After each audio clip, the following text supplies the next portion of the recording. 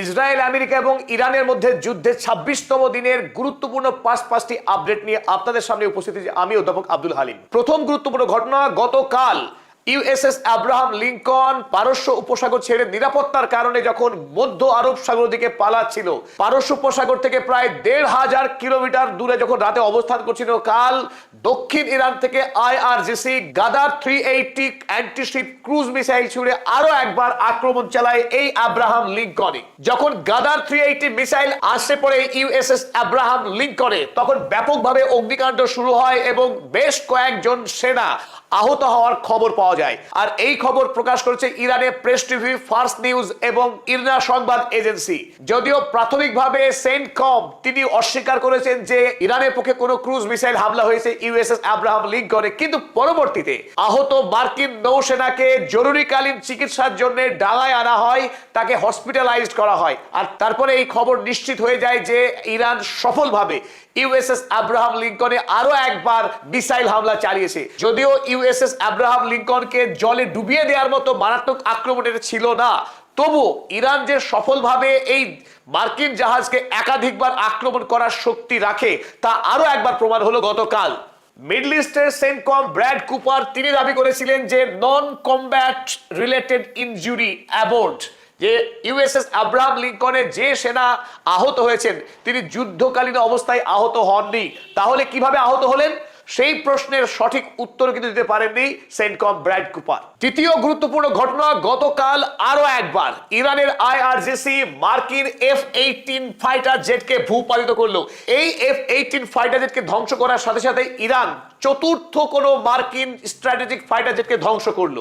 আমেরিকার অনন্য প্রযুক্তির তৈরি এই F-18 ফাইটার জেটকে ভূপাতিত করার মধ্য দিয়ে আইআরজিসির যে অনন্য দক্ষতা, ইরানের কাছে থাকা মানহাতান আমলকার প্রযুক্তি দিয়েও আমেরিকার সর্বাধুনিক প্লেনকে যে ভূপাতিত করা যায় তার প্রমাণ দিল আরো একবার আইআরজিসি। যে ইরান সামরিকভাবে আমেরিকার সমকক্ষ না হওয়া সত্ত্বেও আমেরিকাকে যেভাবে এই যুদ্ধে নাকানি চোবানি খাওয়াচ্ছে আইআরজিসি, সেটা নিঃসন্দেহে প্রশংসার দাবি রাখে। ইরানের ফার্স্ট টিভি যখন দাবি করে যে আমেরিকার F-18 প্লেনকে ইরান ধ্বংস করেছে, আর সেই দাবিকে আমেরিকার সেন্টকম তৎক্ষণাৎ অস্বীকার করেন। তিনি বলেন যে আমেরিকার কোনো প্লেন এই মুহূর্তে ইরান ধ্বংস করতে পারেনি। তার প্রত্যুত্তরে ইরানের সংবাদ মাধ্যম ফার্স্ট টিভি এই ভিডিও ফুটেজ প্রকাশ করে। ভিডিওতে স্পষ্ট দেখা যাচ্ছে আইআরজিসি সেনা পোর্টেবল এয়ার ডিফেন্স সিস্টেম দিয়ে মাটি থেকে এই মিসাইল ছুড়ে এই F-18 প্লেনকে ধ্বংস করে দেয়। যে সামান্য মানব পরিবহন যোগ্য এয়ার ডিফেন্স সিস্টেম দিয়ে আমেরিকার F-18 প্লেনকেও ধ্বংস করা সম্ভব, এক অনন্য নজির স্থাপন করলো ইরানের আইআরজিসি সেনারা। তৃতীয় গুরুত্বপূর্ণ আপডেট, গতকাল ইরানের হ্যাকার গ্রুপ হান্ডালা তারা বড়সড় সাফল্য পেয়েছে। আমেরিকার লকহিড কোম্পানির 28 জন ইঞ্জিনিয়ার যারা ইসরায়েলে বসে এই মুহূর্তে ইসরায়েলের আইডিএফ বায়ুসেনাকে সমস্ত রকম তথ্য দিয়ে সাহায্য করছে, তাদের যাবতীয় ব্যক্তিগত তথ্যকে সংগ্রহ করতে সক্ষম হয়েছে। আমেরিকার বিখ্যাত অস্ত্র কোম্পানি লকহিডের ওয়েবসাইট ক্র্যাক করে ইরানের এই হান্ডালা গ্রুপ তাদের প্রত্যেকের ব্যক্তিগত তথ্যকে সংগ্রহ করে, তাদের নাম, ফোন নাম্বার, তাদের বাড়ির ঠিকানা এবং ইসরায়েলে কোথায় বসে তারা তাদের এই কার্যকলাপ পরিচালনা করছে তার পুঙ্খানুপুঙ্খ তথ্য সংগ্রহ করে হান্ডালা গ্রুপ। এবং আজ হান্ডালা গ্রুপ তাদের ওয়েবসাইটে তারা এই ছবি পোস্ট করে দেখিয়ে দেয় যে তাদের কাছে এই মুহূর্তে আমেরিকা থেকে উড়ে আসা 28 জন গুরুত্বপূর্ণ ইঞ্জিনিয়ার যারা ইসরায়েলি যুদ্ধ পরিচালনায় অত্যন্ত গুরুত্বপূর্ণ ভূমিকা পালন করছে এবং ইরানের স্ট্র্যাটেজিক এয়ার স্ট্রাইক চালানোর ক্ষেত্রে যারা গুরুত্বপূর্ণ ভূমিকা পালন করছে তাদের যাবতীয় ব্যক্তিগত তথ্য এই মুহূর্তে ইরানের আইআরজিসির হাতে তুলে দিয়েছে হান্ডালা গ্রুপ। এবং এই ইঞ্জিনিয়ারদেরকে কঠোর হুমকি দেওয়া হয়েছে, আগামী 48 ঘন্টার মধ্যে অবিলম্বে ইসরায়েল ছেড়ে তাদেরকে আমেরিকায় যেতে দিয়েছে হান্ডালা গ্রুপ। যদি তারা ইসরায়েল ত্যাগ না করে অবিলম্বে তাদের ইসরায়েলি ঠিকানাতে বম্বিং করে তাদেরকে উড়িয়ে দেওয়া হবে, এই কথাই জানিয়েছে ইরানের হান্ডালা হ্যাকার গ্রুপ। এই লকহিড ইঞ্জিনিয়ারদের পাশাপাশি মোসাদের প্রাক্তন কর্তারও ব্যক্তিগত অসংখ্য তথ্য হান্ডালা গ্রুপ গতকাল সাফল্যের সঙ্গে উদ্ধার করেছে, যা আগামী দিনে আইআরজিসির স্ট্র্যাটেজিক স্ট্রাইক চালানোর ক্ষেত্রে ইসরায়েলে বিভিন্ন গুরুত্বপূর্ণ সামরিক কেন্দ্রে আক্রমণ চালানোর ক্ষেত্রে আইআরজিসিকে তথ্য দিয়ে সাহায্য করবে বলে অনুমান করা হচ্ছে। হান্ডালা গ্রুপ তাদের হ্যান্ডেলে স্পষ্ট লিখেছে, they were given 48 hours to cease cooperation with the Zionist regime. Zionist রেজিমের সঙ্গে সহযোগিতা করা তাদেরকে 48 ঘন্টার মধ্যে বন্ধ করতে হবে। And leave the occupied territories immediately. Otherwise their homes would become missile targets. তাদের বাড়িগুলোকে মিসাইলের টার্গেট বানানো হবে, এই হুমকি দিয়েছে হান্ডালা গ্রুপ। তাৎপর্যপূর্ণ হবে হান্ডালা গ্রুপ ওই 28 জন ইঞ্জিনিয়ারের প্রত্যেকের পাসপোর্টকে তারা হ্যাক করে এবং এই পাসপোর্টকে হান্ডালা গ্রুপের ওয়েবসাইটে আপলোড করে দেওয়া হয়। প্রত্যেকের পুঙ্খানুপুঙ্খ ব্যক্তিগত ডিটেলস এই মুহূর্তে হান্ডালা গ্রুপের হাতে। হান্ডালা গ্রুপ নিয়ে আরো একটি মজার খবর রয়েছে। ইতিমধ্যেই আমেরিকা যুক্তরাষ্ট্রের জাস্টিস ডিপার্টমেন্ট এই হান্ডালা গ্রুপের প্রতি সদস্যের মাথার দাম ঘোষণা করেছে 10 মিলিয়ন ইউএসডি।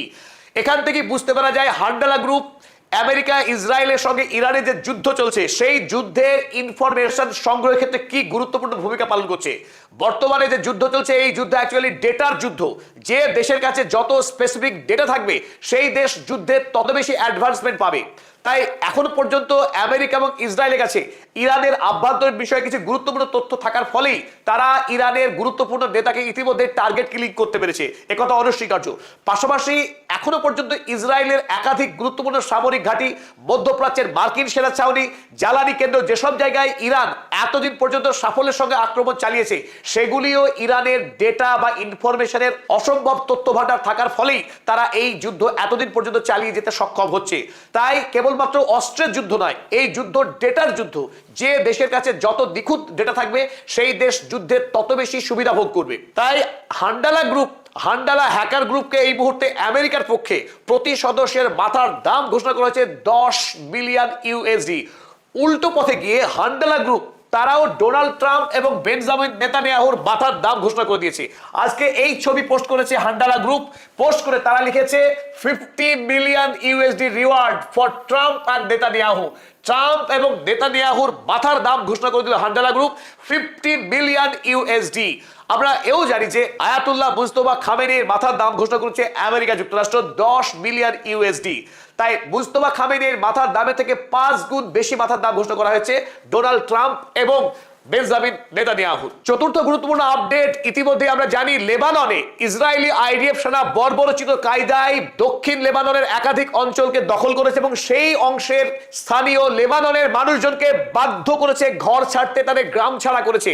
এমনকি বেইরুট শহরের বিস্তীর্ণ অংশ এখন ভস্মীভূত হয়েছে আইডিএফ সেনার আকাশ থেকে অন্তহীন বোম্বার্ডমেন্টের ফলে। গতকাল সারাদিন ধরে লেবাননের হিজবুল্লাহ গোষ্ঠী ইসরায়েলি আইডিএফ সেনার উপরে আক্রমণ চালিয়েছে। রেকর্ড ভেঙে একদিনে সর্বোচ্চ 600 আক্রমণ চালিয়েছে আইডিএফ সেনার উপরে, যার মধ্যে ছিল মিসাইল, ড্রোন এবং মর্টার। এই সমস্ত হামলা চলেছে হিজবুল্লাহ আইডিএফ সেনার উপরে, যারা এই মুহূর্তে দক্ষিণ লেবাননের বিস্তীর্ণ অঞ্চল দখল করে রয়েছে। সেই আইডিএফ সেনার উপরে এই রকেট এবং মর্টার হামলা চালিয়েছে হিজবুল্লাহ এর আগেও ঠিক এইভাবে হামলা চালিয়ে বর্বর আইডিএফ সেনাকে পিছু হটতে বাধ্য করেছিল এবং লেবাননের যে অংশ দখল করে নিয়েছিল আইডিএফ, সেই অঞ্চল থেকে আইডিএফ কে পিছু হটতে বাধ্য করেছিল। এখন যেভাবে যুদ্ধ চলছে আশা করা হচ্ছে আগামী দিনে ঠিক একইভাবে লেবাননকে খালি করে ছাড়বে হিজবুল্লাহ, সেই লড়াই চালাচ্ছে। যদিও ইতিমধ্যেই পাশবিক কায়দায় আন্তর্জাতিক আইন গুড়িয়ে আইডিএফ সেনারা আকাশ থেকে হোয়াইট ফসফরাস দিয়ে আক্রমণ করে লেবাননের হাজারেরও অধিক সাধারণ মানুষকে খুন করেছে এই পাশবিক আইডিএফ বাহিনী। পরিশেষে পঞ্চম গুরুত্বপূর্ণ আপডেট, অত্যন্ত শোকের একটি সংবাদ রয়েছে। গতকাল রাতে ইরানের বন্দর আব্বাসে ইসরায়েলের পক্ষে ভয়াবহ এয়ার স্ট্রাইক চালানো হয়। যে এয়ার স্ট্রাইকে ইসরায়েল দাবি করেছে আইআরজিসির নেভি কমান্ডার আলী রেজা টানসিদিকে তারা হত্যা করেছে। আর এর ফলে ইরানের আইআরজিসির অপর গুরুত্বপূর্ণ কমান্ডারের মৃত্যুর খবর ইতিমধ্যেই ইরানে নতুন করে একটা শোকের পরিবেশ তৈরি করেছে। যদিও ইরানের পক্ষে আলী রেজা টানসিদির মৃত্যুর সত্যতা এখনো স্বীকার করা হয়নি। ইসরায়েল দাবি করেছে তারা গতকাল রাতে এই বড় সাফল্য পেয়েছে বন্দর আব্বাসে এয়ার স্ট্রাইকের মাধ্যমে। এর ফলে ইসরায়েল এই যুদ্ধে ইতিমধ্যেই বড়সড় সাফল্য পেল ইরানের একাধিক সিনিয়র লিডারকে খুন করার মধ্য দিয়ে। যদিও এই লড়াইয়ে ইরান এখনো এতটুকু পর্যন্ত বিচলিত নয়, তারা তাদের লক্ষ্য পূরণের মধ্য দিয়ে এই যুদ্ধ সমাপ্ত করবে ইরান। আর এরই সাথে আজকের আপডেট আমরা সমাপ্ত করলাম। এখনো পর্যন্ত যারা পদাতিক চ্যানেল সাবস্ক্রাইব করেননি তাদেরকে আমাদের অনুরোধ, আপনারা পদাতিক চ্যানেল সাবস্ক্রাইব করুন ইরান যুদ্ধের সকল আপডেট সবার আগে পেতে। গতকাল একটা ঘটনা ঘটেছে তেল আবিবে। আর তেল আবিবে যখন কোনো ঘটনা ঘটে, ইসরায়েলে যখন ঘটনা কিছু একটা ঘটে, তখন সারা দুনিয়ার মিডিয়ার হেডলাইন হয়ে যায়, সেটা হলো হাজারে হাজারে না লাখে লাখে কৌয়া শুদ্ধ বাংলা ভাষায় বলে হলো কাক। তো আমি তো আবার শুদ্ধ বাংলা ভাষায় বলি, আমি কৌয়া বলি এই ভিডিওতে চালাম, ইংলিশে বলে ক্রো।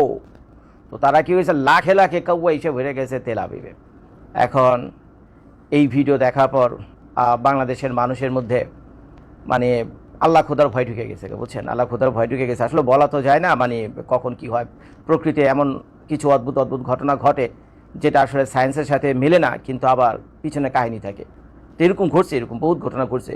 কোনো রকম খারাপ কিছু ঘটার আগে তো 2-4টা বালা মুসিবতের যে সাইন, বুঝছেন, 2-1টা প্রিডিকশন টুকটাক তো থাকি বিভিন্ন জায়গায়, যে আল্লাহ তাআলা কী করে 2-1টা স্যাম্পল দেখায়। বড় ধরনের গজব আসার আগে কি হয়, আল্লাহ তাআলা 2-1টা স্যাম্পল দেখে। এটা যারা মুসলমান তারা কম বেশি সবাই বিশ্বাস করে। তো এখন এই যে এত লাখে লাখে কাওয়াইছে, এইটা দেখে সারা দুনিয়ার যত মুসলমান আছে তাদের মধ্যে এই চিন্তাটাই ঢুকছে, এটা কোনো ভালো আলামত না, ভালো আলামত না। কারণ এই কাওয়া সম্পর্কে সূরা আল মাইদাতেও বলা হয়েছে, নামটা আমার ভুল হতে পারে, সূরার নাম একটু পর আমি দেখা মনে, তবে আমি যতটুকু স্টাডি করলাম সূরা মাইদাই হবে। তো সেটাতে এই কাওয়া সম্পর্কে বলা হয়েছে, বাইবেলে কাওয়া সম্পর্কে বলা হয়েছে, এবং বিভিন্ন ধর্মগ্রন্থে এই কাওয়াকে ওমেন্স অফ ওয়ার বলা হয়েছে। ওমেন্স অফ ওয়ার কি? যুদ্ধের অশনি সংকেত, যুদ্ধের অশনি সংকেত। যুদ্ধ হলে কী হয়, মানুষ মরে, মানুষ মরার পর কী হয়, এত মানুষ তো আপনি কবর দিয়ে কুলাইতে পারবেন না, পানিতে ফেলতে পারবেন না। তো অধিকাংশ ডেড বডি কী হয়, খোলা আকাশের নিচে পড়ে থাকে, চিল, কাউয়া, শকুন এগুলো এসে খায়। তো যার ফলে এই লাখে লাখে যে কাউয়ার কাহিনীটা এখন তেল আবিবে হয়েছে, তো এইটা হলো একটা ভয়ঙ্কর বিপদের লক্ষণ, যে সেখানে হয়তো বহু মানুষ মারা যেতে পারে। অনেক মানুষ, অনেকেই এটা বিশ্বাস করতে শুরু করেছে। তবে ঘটনা যেটা ঘটছে সেটা আমি গবেষণা করলাম, মানে এখন তো 2026 সাল, ওই কে কী কইলো না কইলো সেটা নিয়ে তত দূরে লাভ নাই। কে কী বললো না বললো, আপনাদের একটু সত্য মিথ্যা যাচাই করতে হবে। আরে ভাই, আল্লাহ যে ঘাড়ে একটা মাথা দিয়েছে, এটা তো শোপিস না রে ভাই, এটা কি showpiece? This is not a showpiece. Allah gave it to us to think on it, বুঝছেন, আল্লাহ আমাদেরকে এটা দিয়ে দিয়েছে কোনো কিছুর উপর ভাবার জন্য, শোপিস না রে ভাই। আজকে যদি আপনাদের মতো মূর্খের মতো একটা ভিডিও বানাই এই কাউয়ার এক্সাম্পল দিয়া, হ্যাঁ রে তেল আবিব এই হয়ে যাবো, সে হয়ে যাবো, তেল আবিব লাশে ছেয়ে যাবো, তেল আবিব ধ্বংস হয়ে যাবে, এগুলো যদি বলি, এগুলো ফাও কথাবার্তা ভালো হবে, যেগুলো সায়েন্টিফিক কোনো ব্যাখ্যা নাই। তো এখন আমাকে যেটা করতে হবে সেটা হলো এটার গভীরে যেতে হবে, গভীরে যেটা দেখতে হবে, বুঝতে হবে কী হয়েছে। এটা তো 2026 সাল রে ভাই, কে না এখন আমি তোর পিছনে লৌড়াবো না, আমাকে ভাবতে হবে এটা। আর যদি এটা না ভাবি, তাহলে আল্লাহ তো আমার পাশার ভিতরে ঘর ভিতরে বাড়ি দিব 2টা, যে বেটা তোরা তো তার মাথায় দিয়েছিলাম, তুই বেটা তো তোর মাথায় ব্যবহার করেছিস, শালা 5 লাখ দিয়ে আমরা দুদিকে পাঠাবো, এখন প্রথম লিস্টে আমিই থাকবো। এর কারণ হলে আল্লাহ যে মূল্যবান জিনিসগুলো আমাদের বডিতে দিয়েছে, এগুলো তো ব্যবহার করিনি রে ভাই। তো মাইক বুতো তো খামোই আমি, কি জবাব দেবো বলেন, পরকালে গিয়ে আমি কি জবাব দেবো যে আমার মাথাটা রেখে লেগে আমি ব্যবহার করিনি। তো যাই হোক, আমি খোঁজাখুঁজি শুরু করলাম যে কাউয়ার রহস্যটা কি। পরে দেখলাম ইসরায়েলের যে জায়গাটা, ইসরায়েলের যেখানে ম্যাপে আপনারা দেখবেন এই মেডিটেরেনিয়ানের পাশে ইসরায়েল, এই ইসরায়েলের উপর দেওয়া প্রতি বছর 500 মিলিয়ন বার্ডস, শুধুমাত্র কাউয়া না, শকুন, কাউয়া, চিল, আর কত রকম পাখি টাকি আছে, এগুলি নাম বলতে গেলে বিরাট লিস্ট তৈরি হয়ে যাবে। গুগলে পুরো লিস্ট দেওয়া আছে, আপনারা দেখে নিন। শত শত প্রজাতির প্রাণী, সংখ্যায় তাদের প্রায় 500 মিলিয়ন প্লাস। এগুলো কি করে, ইসরায়েলের উপর দিয়ে তারা কি করে মাইগ্রেট হয়, ইসরায়েলের উপর দিয়ে তারা বিভিন্ন দেশে যায়, বুঝছেন, ইসরায়েলের উপর দিয়ে যে বিভিন্ন দেশে, এটা তাদের ফ্লাইং জোন। প্লেনের যেমন একটা ফ্লাইং পাথে থাকে না, ফ্লাইং রুট থাকে, এয়ারলাইন্সের একটা তো রুট থাকে, আপনারা দেখবেন গুগলে গেলে এয়ারলাইন্সের রুট দেখায়। ঠিক তেমনই এই যে 500 মিলিয়ন বার্ডস বিভিন্ন প্রজাতি, তো তাদেরও একটা রুট রয়েছে। তো তারা কি করে প্রতি বছর স্প্রিং তো বুঝেন, স্প্রিং শুরু হয় কখন, মার্চ মাসের 2য় সপ্তাহ থেকে মার্চ মাসের শেষ সপ্তাহ পর্যন্ত 2 সপ্তাহ থাকে স্প্রিং পিরিয়ড। এই এখন বর্তমানে এই মুহূর্তে সারা দুনিয়াতে স্প্রিং পিরিয়ড চলতেছে। তো এখন কি হয়েছে, ওই ইসরায়েলের উপর স্প্রিং পিরিয়ডে এই মার্চ মাসে লক্ষ লক্ষ না কোটিতে পাখি যাতায়াত করে। এখন এটার উপর দিয়ে যখন তারা যাতায়াত করে, তখন অনেক প্রজাতির পাখি আছে যাতে তারা তখন হঠাৎ করে প্রেগনেন্ট হয়ে যায়। আমি বুঝলাম না, এটা না হয় বুঝলাম, অনেক পাখি এটার উপর দিয়ে যাতায়াত করে, যাও ভালো কথা, যাও এক দেশের উপর দিয়ে আরেক দেশে যাই, বা তোমাদের ফ্লাইং জোন এটা, কিন্তু মাছ আকাশে তোমরা প্রেগনেন্ট কেমনি হয়ে গেলে, এটা সিরিয়াস ভাই, এই ব্যাপারটা আমার মাথায় ঢুকলো না। এত কাউয়া ওইটার উপর দিয়ে যাইতেছে, সাইন্টিফিক ব্যাখ্যা কিছুক্ষণ পরে আমি আপনাদেরকে দেখাবো। এই কাউয়াগুলো হয়তো প্রেগনেন্ট হয়ে গেল। তো তারা কি হয়েছে, সেটা সেই প্রেগনেন্ট হয়ে যাওয়ার কারণে তারা আবার রুস্টিং নিচ্ছে, মানে কি রুস্টিং মানে কি, আশ্রয়স্থল খুঁজছে ওই তেল আবিব যে আরবান এরিয়াগুলো রয়েছে সেখানে। তো সেখানে তারা ডিম বাচ্চা দেওয়ার জন্য কি হয়েছে, নেস্টিং করা শুরু করছে, এবং তারা তাদের রুস্টিং মনে করছে, মানে আশ্রয়স্থল মনে করছে, এখানে যে যাইতেছি তো কোথাও না কোথাও যাবো, এখন প্রেগনেন্ট হয়ে গেছে গা, এখন তো বাচ্চা দিতে হইব, ডিম দিতে হইব, তো তাড়াতাড়ি তারা বিভিন্ন জায়গায় গেছে, এই তেল আবিবের বিভিন্ন জায়গাতে। আর সংখ্যায় যখন এটা হাজার হাজার লাখে লাখে হয়ে গেছে, এবং পত্রপত্রিকার হেডলাইন হয়ে গেছে, বুঝছেন। তো এখন যারা বাইবেলে বিশ্বাস করে তারা এক ধরনের ব্যাখ্যা দিতেছে, যারা কোরআনে বিশ্বাস করে তারা এক ধরনের ব্যাখ্যা দিতেছে, যারা ধর্মে বিশ্বাস করে তারাও বলতেছে ও যে ওমেন্স অফ ওয়ার, বুঝছেন, খুবই খারাপ লক্ষণ, যুদ্ধে একটা ভয়াবহ ঘটনা ঘটবে, বহু মানুষ মরবে, এইসব। তো আমি আপনাদেরকে দেখাই, নিউজটা একটুখানি দেখেন। তো এই হলো সেই তেল আবিবের সেই ভিডিওটা, আপনারা দেখতে পাচ্ছেন তেল আবিবের, ওই যে দেখছেন দ্য এশিয়ান নিউজ হাব থেকে আমার এই ভিডিওটা নেওয়া। Thousands of crows flying over the Aviv Israel, historically crows symbolize a death and war. ওই যে লেখা আছে ডেথ অ্যান্ড ওয়ার, এটা যারা ওই ধর্মীয়ভাবে এটাকে এইভাবে মানা হয়, ওই যে দেখছেন হাজারে হাজারে না লাখে লাখে কাউয়ার কাউয়া দেখছেন, আর কাউয়া আসার সময় পায়নি, এদিকে লাগছে যুদ্ধ কাহিনী হয়ে গেছে ওখানে, কাউয়া এসে আবার আরেক কাহিনী যোগ করে দিছে এখানে। দেখছেন নাকি কাউয়ার অবস্থা? এত কাউয়া দেখলে তো ভাই ভয়ও লাগে, এত কাউয়া দেখলে তো ভাই ভয়ও লাগে। তো আসেন আমরা এটার ব্যাখ্যাটাকে একটুখানি দেখি। এই যে এখানে লেখা আছে দেখেন, the thousands of crows seen flying over Tel Aviv in March 2026 are primarily attributed to natural seasonal migration. ওই যে দেখছেন একটু আগে বলছিলাম ন্যাচারাল সিজনাল মাইগ্রেশন। তো কী কারণে আছে?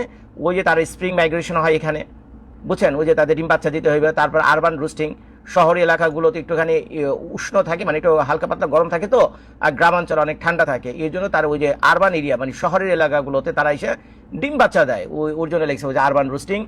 আর তারপরে আছে ওই যে এখানে আরেকটা কাহিনী লেগছে এই রাডার ডিস্টারবেন্স। তবে এই কাউবয়ের জন্য ইসরায়েলের যে রাডারগুলো রয়েছে, ইন্টারসেপ্টরগুলো রয়েছে, ওগুলো খুব ডিস্টার্ব হইতেছে, কারণ এত কাউবয় চারদিকে ভরে গেছে। এই কাউবয়ের জন্য তার রাডার বানিয়েনি, তার মিলিয়ন মিলিয়ন ডলার খরচ করে, তাই না? বানাইছিল মিসাইলের জন্য, কাউবয়ের জন্য তো না। তো যাই হোক, এইবার দেখেন এখানে ধর্মে কি লেখা আছে। ওই যে দেখেন সূরা আল মাইদা, আমি তো ঠিকই বলছিলাম ভাই, আমার তো ভুলে না, আমি সূরা মাইদা বলছিলাম না ভিডিও শুরুতে, ওই দেখেন সূরা মাইদাই আছে। এখানে লেখা আছে in the Quran a crow is specially mentioned in Surah Al Maidah 5 number আয়াতের 5 নম্বর সূরার 31 নম্বর আয়াত as a divine messenger sent by God to teach. ঠিক আছে, এইগুলো লেখা হয়েছে। ওই বাইবেলও গিয়ে দেখলাম, বাইবেলও এই কবর সম্পর্কে ভালো কিছু বলা নেই। শুনে ভাই আমারও গায়ে লোম টোম দাঁড়ায় গেছে, পরে আর বেশি গবেষণা করি, বুঝছেন, ভয় লাগে। পরে দেখা যায় আজকে রাত্রে ঘুমাইতে গেছি কবর স্বপ্ন দেখতে যাবে। সিরিয়াস ভাই, আমি যদি কোনো কিছুতে ভয়টাই পাই না, ওই রাতে গিয়ে আমি ওই স্বপ্ন দেখি। তো এই জন্য কাউয়ালে আর বেশি গবেষণা করিনি। আমি জানি না আসলে ইসরায়েলের ভাগ্যে কী আছে, এত কাউয়া কী কারণে আসে সাইন্টিফিক ব্যাখ্যা তো দিলামই আমি। তারপরে যদি পিছনে অন্য